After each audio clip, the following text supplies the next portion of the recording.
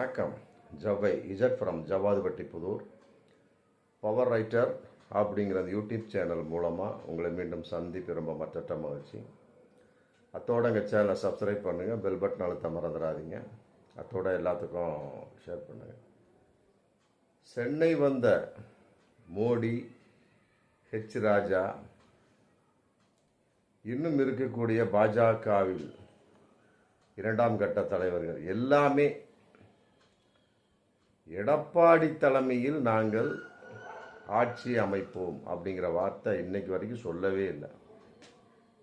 அதே மிகப்பெரிய ஒரு இழுக்காக, மைனஸாக அதிமுகவுக்குள் இன்னைக்கு ஒழித்து கொண்டிருக்கிறது.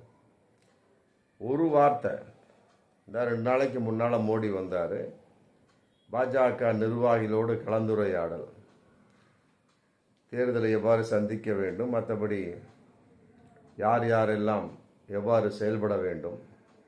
அண்ணாமலைக்கு சீட்டு கிடையாது, ஆதரவாளர்கள் மதிக்கலை, பாஜக முடிஞ்சு போச்சு. அதன் அடிப்படையில் கருத்து வேற்றுமைகள் கூடாது. அண்ணாமலை சொல்கிறாரு, ஆமாம், அதிமுக பாஜக கூட்டணி வேட்பாளர்களை ஆதரித்து நான் பிரச்சாரம் பண்ணுவேன் அப்படின்னு. ஆனால் அவர் மனசுக்குள்ளே என்ன இருக்கு அப்படிங்கிறது அவருக்கு மட்டுமல்ல, எல்லாத்துக்குமே தெரியும். ஏன்னா அண்ணாமலையை வரவிடாமல் தடுத்ததில் எடப்பாடிக்கு மிகப்பெரிய ஒரு பங்கு இருக்கு. எப்படியாவது அண்ணாமலை வேட்பாளராக அறிவிக்கப்படவே கூடாது. அதுக்கு என்னென்ன தரிகிடத்துவம் போன்ற எல்லாத்தையும் பண்ணி கரெக்டாக செட் பண்ணி வச்சு இப்போ ஒன்றுமே தெரியாத மாதிரி எடப்பாடி இருந்துக்கிட்டு இருக்கிறார். அதன் அடிப்படையில் இதனுடைய ஒரு சூட்சுமம்லாம் அண்ணாமலைக்கு தெரியும். அப்படி இருக்கக்கூடிய சமயத்தில் அதிமுக ஆதரித்து எவ்வாறு அவர் மனசாட்சியோடு, மற்றபடி மன ஒற்றுமையோடு, நல்ல மனசோடு பிரச்சாரம் செய்ய முடியும்? அதைத்தான் எடப்பாடி ஏற்றுக்கொள்வாரா, இல்லை இருவரும் சந்தித்து கொண்டார்களா? அமமுக எடப்பாடி, தினகரன் எடப்பாடியாக சந்திச்சுக்கிட்டாங்க. ஆமாம், ஆனால் எடப்பாடி அண்ணாமலை இன்னும் சந்திக்கவே இல்லை. இன்னொரு 10 நாளில் தேர்தல் வரப்போகுது. இனிமேல் அவர் பிரச்சாரத்தை ஆரம்பித்து அதிமுகவுக்கு வலு சேர்க்கக்கூடிய ஒரு சூழல். அதன் அடிப்படையில் இப்போ எடப்பாடி ஆரம்பிச்சிட்டார். கூட்டணி தயவில் அதிமுக இல்லை. இப்போ சமீபத்தில் பேசியிருக்கார். அது மிகப்பெரிய ஒரு விஷயமா பாஜக தொண்டர்களுக்கு மத்தியில், நிர்வாகிகள் மத்தியில் மிகப்பெரிய விஷயமா போயிட்டு. அதாவது ஜனநாயகம் உள்ள கட்சி அதிமுக, மற்றபடி வாக்குகள் சிதறக்கூடாது என்பதற்காகத்தான் நான் பாஜக, அமமுக மற்ற எல்லா கூட்டணி நான் ஒத்துக்கிட்டேன். மற்றபடி கூட்டணி தயவு அதிமுக இல்லை. அப்போ அதிமுக தனித்து இயங்கி கொண்டிருக்கிறது. அதையெல்லாம் கூட ஒரு 1.5 மாதத்துக்கு முன்னால் கூட சொன்னார். அவர் அதிமுக, பாஜக மற்ற அமமுக கூட்டணிலாம் போட்டுட்ருக்கோம். ஏன்னா தேர்தலுக்கு பின்னால் உங்களால் முடிஞ்சால் பாருங்கள், இல்லாட்டி ஆளாலும் விளைவிக்கலாம் அப்படின்னு அன்றைக்கி பச்சை கொடி காட்டிட்டார். இன்றைக்கி கூட்டணி தயவுள்ள அதிமுக இல்லை அப்படின்னு சொல்லியிருக்காரு. இதெல்லாம் மிகப்பெரிய ஒரு சலசலப்பை உண்டு பண்ணக்கூடிய ஒரு சூழலான ஒரு பேச்சு. எடப்பாடி தெரிந்து பேசுகிறாரா அப்படின்னு தெரியவில்லை. ஆனால் பாஜக அப்படி தானே பேசுகிறாங்க. என்டிஏ கூட்டணி ஆட்சி அமைக்கும்ட்டு போயிருக்கார் மோடி. ஹெச் ராஜா அவர் சொல்கிறார் மோடி தான் முடிவு செய்வார் அப்படிங்கிறாரு. அப்போ எடப்பாடி எதுக்கு இருக்கிறாரு? அவர் சொல்லிட்டார், இன்னைக்கு கூட்டணி தயவில் அதிமுக இல்லை, முடிஞ்சு போச்சு. இப்போ இவர்களுடைய ஒரு நிலைப்பாடு தேர்தல் நேரத்தில் இப்படி இருக்குது அப்படின்னா தேர்தல் முடிந்ததுக்கு பின்னால் எவ்வாறு இருக்கும்? 10வதுக்கு அன்னைக்கே சொல்லிட்டார், ஒரு 1.5 மாதம் 2 மாதத்துக்கு முன்னாலே கூட்டணிங்கிறது இவ்வளோதான், மற்றபடி தேர்தல் வரைக்கும் தான், அதுக்கு பின்னால் பிரிஞ்சுக்கலாம். அப்போல்லாம் இதெல்லாம் டோட்டலாக வச்சு பார்க்கக்கூடிய சமயத்தில் இந்த கூட்டணி தேர்தலுக்கு பின்னால் கட்டாயமாக இருக்காது, அதில் மாற்று கருத்தே இல்லை.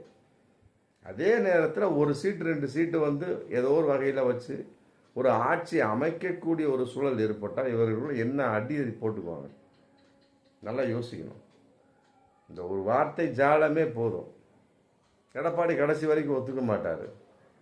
ஒருவேளை பாஜக அதிகமான சீட்டில் வந்து கூட்டணிக்கு வான்னு சொன்னால் எடப்பாடி ஏகப்பட்ட கண்டிஷன்களை போடுவார். ஒருவேளை எடப்பாடி அதிக சீட்டில் வந்து பாஜக கூட்டணிக்கு நாங்கள் வருகிற கான்செப்ட் வரக்கூடிய சமயத்தில் கூட்டணிக்கு வா, ஆனால் ஆட்சியெல்லாம் பங்கு அதிகாரத்தெல்லாம் பங்கு தரமாட்டேன்னு அவரு கலட்டி விட்டுருவார். அது தெரியுது, இப்போவே தெரியுது. அப்படி இருக்கக்கூடிய சமயத்தில் எப்படி இவர்களுடைய ஒரு நிலைப்பாடு கடைசி வரைக்கும் ஒற்றுமையாக இருக்காது. ஜெயிச்சதுக்கு பின்னாலேயாவது என்னடா ஜெயிச்சிட்டோம் அப்படின்னாவது ஒரு ஒற்றுமையை கொண்டு வருவார்களா? அதே இன்னைக்கு சந்தேகமாவில் இருக்கு. ஜெயிக்க மாட்டார்கள் என்பது ஒரு பக்கம் இருந்தாலும் ஜெயித்து விட்டால் என்ன செய்வார்கள் அப்படிங்கிற கற்பனையின் ஒரு நிலைப்பாடு இப்பவே தெரிஞ்சு போச்சு. அப்படிங்கிறப்ப இந்த மாதிரி கட்சியெல்லாம் வச்சு எவ்வாறு வந்து தமிழகத்தை முன்னேற்றி விட முடியும், இதில் வந்து பார்ப்பாங்க. பாஜக கரெக்டாக எடப்பாடி வச்சு ஜம்ப் பண்ணி ஏதோ ஒன்று கொட்டையை குழப்பி, மற்றபடி அதிமுக சிதைத்து ஏதாவது பண்ணி அவங்க தான் ஆட்சிக்கு வருவாங்க. துணை முதல்வர் பதவி உனக்குப்பா இல்லையா, பீகார் மாநிலம் மாதிரி தான். ஆமாம், நீ பேசாமல் வந்து மாநிலங்களவைக்கு போய் நாடாளுமன்றத்துக்கு போய் பாஸ்போர்ட் எம்பிஆர் நிற்க வச்சு ஜெயிக்க வச்சு அவரை அங்கே கொண்டு போயிடுவாங்க. எங்கே நாடாளுமன்றத்துக்கு எடப்பாடி. பீகார் எப்படி கொண்டு போனாங்க நிதிஷ்குமார், அது மாதிரி இந்த மாதிரி பலவிதமான ஒரு நிலைப்பாடுக்கு இன்னைக்கு பாஜகவுடைய பேச்சு வந்து விட்டது. அதே நேரத்தில் எடப்பாடியுடைய பேச்சும் நம்பிக்கை இல்லை. அதன் அடிப்படையில் ஏகப்பட்ட பேருக்கு அவரும் நிறையா சீட்டு கொடுக்காதனால அதிமுகவும் எதிர்ப்பாகவே அதிமுகவில் இருந்து கொண்டிருக்கிறார். இப்போ சமீபத்தில் பாருங்கள், முன்னாள் சபாநாயகர் தனபால் அவருக்கு சீட்டு இல்லை. அவினாசி தொகுதியில் சீட்டு கேட்டார், பார்த்தாரு சீட்டு இல்லைன்னா அந்த பையன் அவர் பையன் லோகேஷ் தனபால் என்ன பண்ணார், தாவேகாவுக்கு போயிட்டார். இப்போ ராசிபுரம் வேட்பாளராக அவர் அறிவிக்கப்பட்டிருக்கிறார் தாவேகா. இவர் பழைய கதையெல்லாம் பேசிகிட்டு இருக்கார். 1988 கால் முறிவானது, ஜெயலலிதா என்னை வந்து பார்த்தார், நான் 6 மாதமாக உடம்பு சொல்லாமல் இருக்கேன், யாருமே என்னை வந்து பார்க்கல, எடப்பாடி கூட பார்க்கல. அதே நேரத்தில் கரூர் கேசி பழனிசாமியை பிரச்சாரத்தின் போது மு.க. ஸ்டாலின் வந்து பார்த்தார், உடம்பு சரியில்லாமல் இந்த கேசி பழனிசாமியை கரூர். இப்படிலாம் ஒரு கருத்துக்களை வந்து, ஒரு கருத்து தான், இன்னும் நிறைய கருத்து இருக்கு. இந்த மாதிரி கருத்துக்களை பரவ விடக்கூடிய சமயத்து என்ன ஆகும் தெரியுமா, அதிமுக அந்த தொண்டர்கள் படிக்க அந்த ஒற்றுமையின் விளைப்பால் சிதைந்து போகும். ஓட்டு போடுறவங்க கூட குத்த மாட்டான், இல்லைடா இந்த மாதிரிலாம் இருக்கிறாங்களா அப்படின்னு. ஆக இதெல்லாம் வந்து பொதுச் செயலாளர் அந்த தலைமையினுடைய லூஸ் டூயிங்.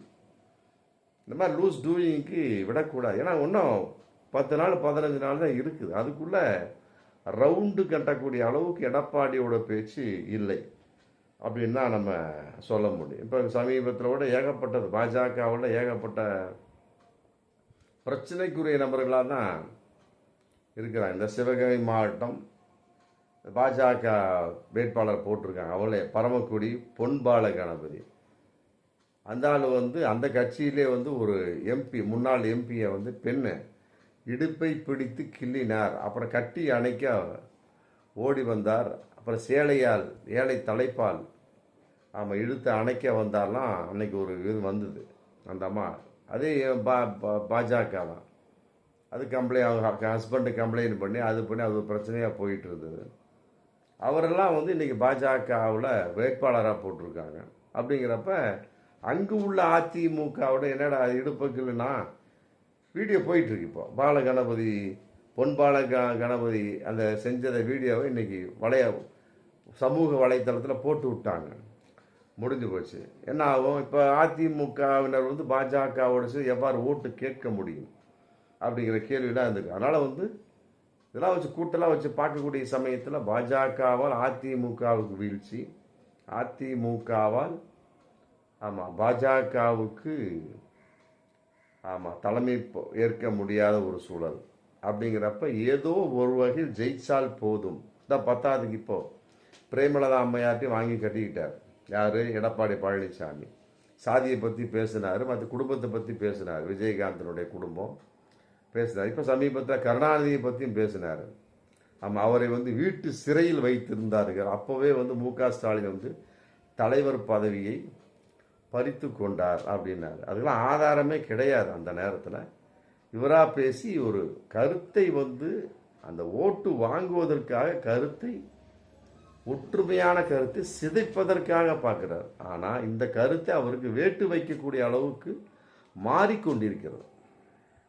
உண்மையை சொல்ல அப்படின்னா, திமுகவுடைய ஒரு விஷயம் ஃபுல்லாக போயிட்டு இருக்க சமயத்தில் ஏதாவது ஒன்றை போட்டு உடைச்சி நாஸ்தி பண்ணக்கூடிய போல் இந்த தொண்டன் ஓட்டு போடுறவங்க கேட்பான், ஆதாரம் இருக்கான்னு கேட்பான். அந்த நேரத்தில் எந்த ஊருக்கு போயிருந்தெல்லாம் கேட்பான். இப்படி இருக்கக்கூடிய சமயத்தில் எடப்பாடி ஏகப்பட்ட ரூட்டில் மாட்டிக்கிட்டார். தேமுதிகவை பொறுத்த வரைக்கும் பிரேமலதா அம்மையாரையும் கண்டபடி பேசக்கூடிய ஒரு சூழல். அந்த மாதிரி சொல்லிட்டாங்க, உரிமையிலே பேசிட்டாங்க. ஆமாம், நீ இனிமேல் பேசுனீங்கன்னா உனக்கு மரியாதையே இல்லை. ஆமாம், பார்த்துக்கலாம் நீயா நானா அப்படிங்கிற கான்செப்ட். நீ ராஜ்யசபா சீட்டை ஏமாத்தினவன், அதுக்குண்டான ஆதாரத்தையும் காமிச்சிட்டார். ஏமாத்தினவன் சொன்ன பிரேமலதா அந்த அம்மா காமிச்சிட்டாங்க. ஆதாரம் இதுதான், திருவண்ணாமலை கோவிலே காமிச்சிட்டாங்க. அந்த அளவுக்கு ஆதாரபூர்வமாக எடப்பாடி பேசவில்லை. அண்ணாமலை மாதிரி அங்கங்கன்னு அப்படியே கொத்தி விட்டுட்டே போயிட்டு இருக்கார். அது மிகப்பெரிய ஒரு விஷயமாகவும் அவருக்கு ஏதோ ஓட்டு வரக்கூடிய அளவு இருக்கு அவர் நினைச்சு பேசிட்டு இருக்கார். கட்டாயமாக அவருக்கு மிக எதிர்ப்பதமான ஓட்டாகத்தான் அமையும். அதனால தேர்தல் நெருங்கி கொண்டிருக்கிறது. ஆமாம், தங்களுடைய சாதனைகளை சொல்லுங்கள், மற்றபடி என்னென்ன விஷயங்கள் அப்படிங்கிறத வரும் காலங்கள் நீங்கள் என்ன செய்வீங்க அதை பற்றி பேசுங்க. அதை விட்டு போட்டு தேவையில்லாமல் பேசக்கூடிய சமயத்தில் இருக்கிற ஓட்டும் பிடுங்கிக்கும். தேமுதிக சம்மந்தப்பட்ட விஷயத்தில் பிரச்சனை, மற்றபடி அவங்க கட்சிக்குள்ளேயே அதிமுக பிரச்சனை, பாஜக பிரச்சனை, இதையெல்லாம் ஒட்டுமொத்தமாக வைத்துக்கொண்டு பாஜக தான் என்ன ஜெயிச்சு சாதித்து விட முடியும்? கட்டாயமாக முடியாது. ஆமாம், இதில் வேறு தலைமை பிரச்சனை வேறு. என்டிஏ தான் ஆட்சி அமைக்கும், இவர் சொல்கிறாரு எந்த தெய்வம் தேவையில்லை அப்படின்ட்டாரு எடப்பாடி. இப்படி இருக்கக்கூடிய சமயத்தில் இப்படிப்பட்டவர்கள் எல்லாம் ஆட்சிக்கு வந்தால் தமிழகம் எப்படி இருக்கும்? அதைத்தான் நம்ம யோசித்து ஓட்டு போடணும். பார்ப்போம் மீண்டும் அடுத்த வீடியோ. நன்றி.